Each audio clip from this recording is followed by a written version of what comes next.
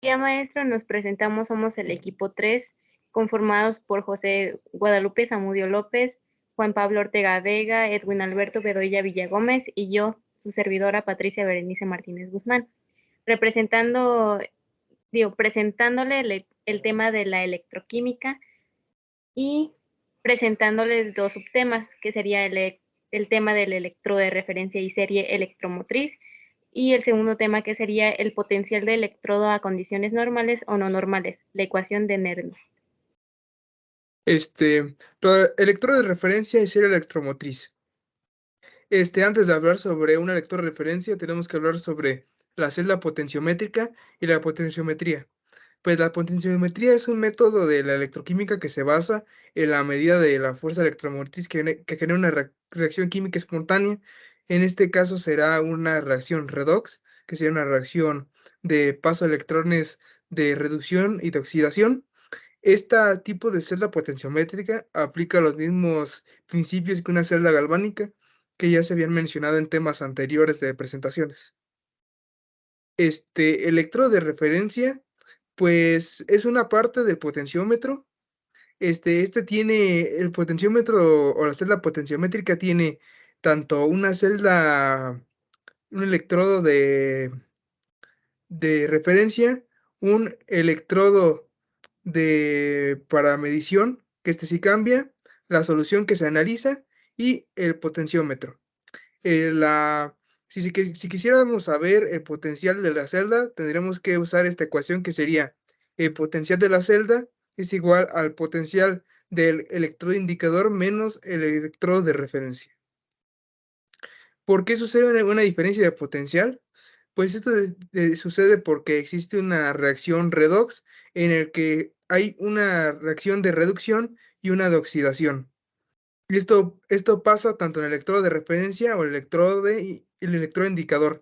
Puede suceder que uno sea un ánodo y dé sus electrones al otro electrodo y obtenga oxígeno, o que ese mismo electrodo se vuelva un cátodo y obtenga los electrones del otro electrodo y ceda su oxígeno al otro electrodo. Estos son Estas son reversibles, es decir, que tanto el electrodo de referencia puede ser cátodo o ánodo, o el electrodo de indicador ánodo o cátodo. Pues en sí un electrodo de referencia es una semicelda que tiene un potencial de electrón conocido, se mantiene constante a una temperatura constante y es independiente de la composición del analito. Pues sus características, como ya se mencionó, es que su potencial se conoce con exactitud, es decir, cuando lo usemos ya sabemos cuál va a ser su potencial. Su potencial es constante, es decir, que no cambia mediante el tiempo. Si estamos analizando alguna sustancia por 5 minutos, será el mismo potencial que si lo estuviéramos analizando por 3 horas. Y es insensible a la composición del analito. Esto es muy, Esto es muy importante, ya que si no fuera insensible, reaccionaría con el analito, haciendo que todo se perdiera la reacción que quisiéramos con el electrodo de referencia. Tipos, pues tenemos 4 tipos. Principalmente se conocen el electrodo de Calomel y el electrodo plata-cloruro de plata. También tenemos el electrodo de hidrógeno, que es algo más volátil, y el electrodo de sulfato de cobre. Electrodo de Calomel. Pues el electrodo de Calomel son dos tubos en el que adentro se encuentra una pasta que tiene mercurio, eh, cloruro mercurioso, que es el calomel, y una solución saturada de cloruro de potasio. En el tubo de afuera contiene una solución saturada de cloruro de potasio y un cable eléctrico que va conectado al potenciómetro para medir la diferencia de potencial. Estos dos pequeños eh, orificios son el puente salino, que el puente salino no es más que lo que permite al electrodo de referencia que lo de adentro del tubo esté en contacto con la solución, pero sin que se mezclen. Este tipo de puentes salinos los vamos a ver en muchos más lugares. Las principales características del electrodo de Calomel es que es fácil de preparar. Su otra característica del electrodo de Calomel es que es de un coeficiente de temperatura elevado, y una de sus principales características, y por lo que antes era muy visto pero actualmente está dejando de usar, es que es tóxico, porque pues como sabemos, el mercurio es tóxico. Si quisiéramos que este tipo de electrodos participara como si fuera un cátodo, la solución sería que el calomel o cloruro mercurioso obtendría dos electrones para formar dos, do- un- una molécula de 2 de mercurio más una, un catión de 2 de cloruro. Y si quisiéramos que trabajara como un ánodo, pues los dos de mercurio se sumarían con el anión doble el catión doble de cloruro, formando el calomel y dando dos electrodos que se irían hacia el cátodo, que en este caso sería el electrodo indicador. El potencial de este es de 0,244 volts. Después tenemos el de plata, cloruro de plata. Este es de los más usados, que tiene una solución de cloruro de potasio saturado más una o dos gotas de nitrato de plata, un molar. Este tiene un poco de cloruro de potasio sólido, un tapón de agar saturado con cloruro de potasio, y en este caso el tapón poroso actuaría como el puente salino, es decir, que haría que todo lo que esté dentro del tubo estuviera en contacto con la solución, pero sin que se mezcle. El filamento de plata estaría en contacto con el potenciómetro para medir el potencial. Sus principales características es que es más utilizado, se usa a temperaturas mayores de 60 grados, es decir, que es muy bueno para soluciones con algo de temperatura. Y una de sus principales contras es que reacciona con proteínas, así que cuando estamos proteínas no es tan bueno usarlo. Si queremos que este electrodo trabaje como un cátodo, nuestra fórmula sería que al cloruro de plata se le sumaría un electrón, formando cloruro más un catión de cloruro. Si trabajara como un ánodo, el catión de cloruro se sumaría con este atomito de plata, formando el cloruro de plata y un electroncito. El potencial sería de 0,199 volts. Em, Después tenemos el electrodo de hidrógeno. Este es uno de los que no se mencionan tanto, pero principalmente consiste en un tubo con un hilo de plata, de platino, que está rodeado de iones de hidronio. Este hilo de platino está conectado al potenciómetro para manejar la diferencia de potencial y la solución de adentro es más que nada plata. Es uno de los más difíciles de usar, más que nada por los iones de hidronio, porque como sabemos, el hidrógeno es altamente reactivo con el fuego, es decir, que podría generar combustión, así que por eso no lo usamos mucho. Es un cátodo de que dos aniones de hidrógeno se le suman dos electrones, formando hidrógeno 2. Y como ánodo sería hidrógeno 2, se le restarían dos electrones y, y tuviéramos el doble anión de hidrógeno. Su potencial de electrodo pues es 0 volts. Y tendríamos por último el del sulfato de cobre. El del sulfato de cobre pues es uno que se utiliza más que todo para medir potenciales en superficies enterradas como tuberías, tanques, etcétera, y principalmente es un hilo de cobre que está conectado a una barra de cobre. Esta barra de cobre está envuelta o rodeada de una solución saturada de sulfato de cobre. Este, el tubo es un tubo de metacrilato, tiene cristales de sulfato de cobre y este tapón de madera de balsa actuaría como puente cristalino en este caso. La reacción que teníamos sería que la plata, el cobre, se transformaría eh, en un anión de cobre y tendríamos dos electrones más. O para que trabajáramos con un ánodo, pues el anión de cobre se le sumarían los dos electrones formando cobre. Y el potencial sería de 0,3 volts.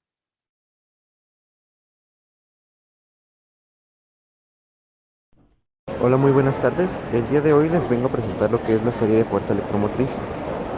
Les pedí a mis compañeros que por favor pudieran colocar este audio ya que el día de hoy no me iba a poder encontrar debido a diversas situaciones. Para comenzar les vamos a explicar lo que es la serie de fuerza electromotriz. Nosotros podemos definir esta electromotriz como a toda aquella energía proveniente de cualquier fuente, como cualquier medio o dispositivo que éste nos pueda suministrar corriente eléctrica. Esta se va a medir en voltios.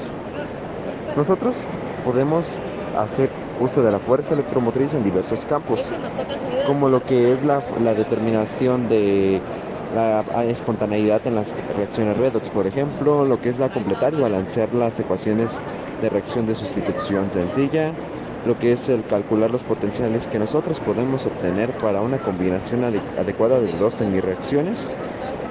Y por último, un ejemplito que no es menos importante, como lo es el calcular su fuerza en circuitos simples o en celdas o baterías.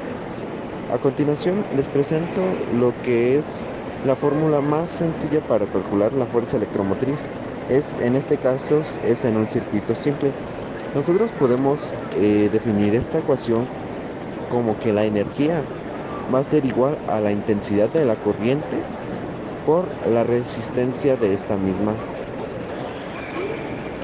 Ahora les vamos a explicar cómo calcular esta misma fuerza electromotriz pero aplicada en celdas o baterías. Gracias a esta fórmula nosotros podemos definir que la fuerza electromotriz total es igual a la fuerza electromotriz inicial restada por la intensidad de la corriente que fluye a través de la celda o de la batería multiplicada por la resistencia interna de la celda.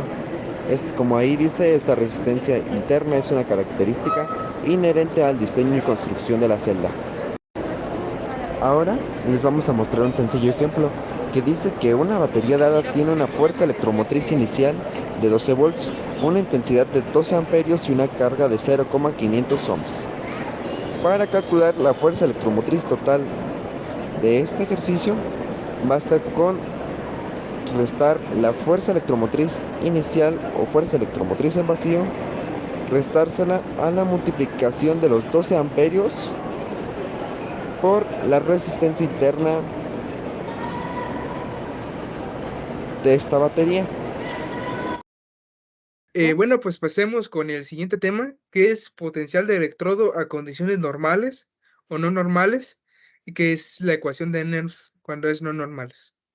Antes de hablar sobre la ecuación de Nernst y los potenciales a no normalidad, pues tendríamos que saber qué es el potencial de reducción de oxidación o el potencial redox, que es la tendencia que tienen ciertos aniones, cationes o átomos neutros en tomar electrones o ceder electrones. En este caso, este tipo de potencial lo tendríamos de tablas. En esta imagen se muestra una tabla sobre un potencial de reducción en el que la tendencia que tiene un anión de litio en tomar un electrón y volverse el litio neutro sería de menos 3,05 pols, pero como se muestra en rojo, hay un cero aquí, y este cero significa que es a condiciones normales.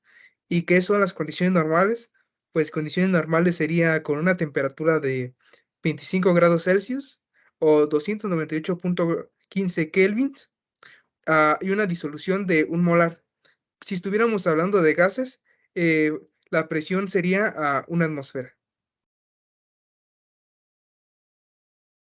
Como siguiente les estaremos explicando lo que es la ecuación de Nernst, que básicamente nos ayuda a calcular el potencial de reducción de un electrodo en condiciones no estándar.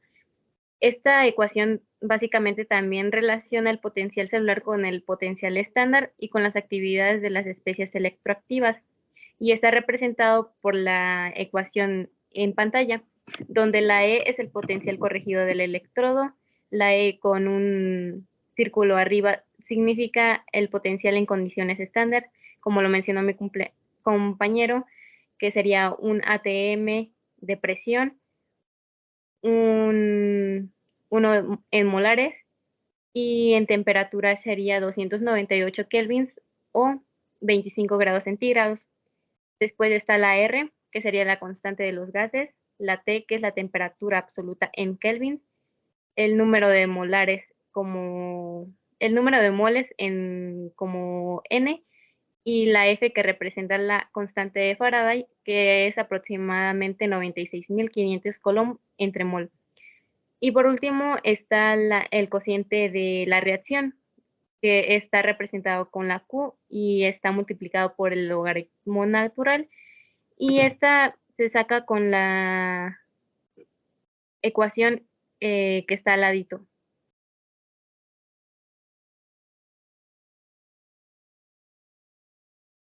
Características de la ecuación de Nernst. Esta ecuación, como ya se los mencioné anteriormente, se utiliza para calcular el potencial de reducción de un electrodo en condiciones no estándar. Cuando hablamos de condiciones estándar, nos referimos a que la concentración está a 1 molar, la presión está en 1 atm y la temperatura está en 98 kelvins, o pues lo mismo que serían 25 grados centígrados. Las unidades del potencial de reducción se expresan en voltios y las concentraciones no incluyen las unidades, por lo que el argumento del logaritmo es adimensional, es decir, que no tiene dimensiones. Esta ecuación funciona solo en soluciones iónicas diluidas, dado a que los iones de carga opuesta tienden a asociarse en pares de iones poco unidos en soluciones más concentrados, reduciendo así el número de iones que son libres para donar o aceptar electrones en el electrodo.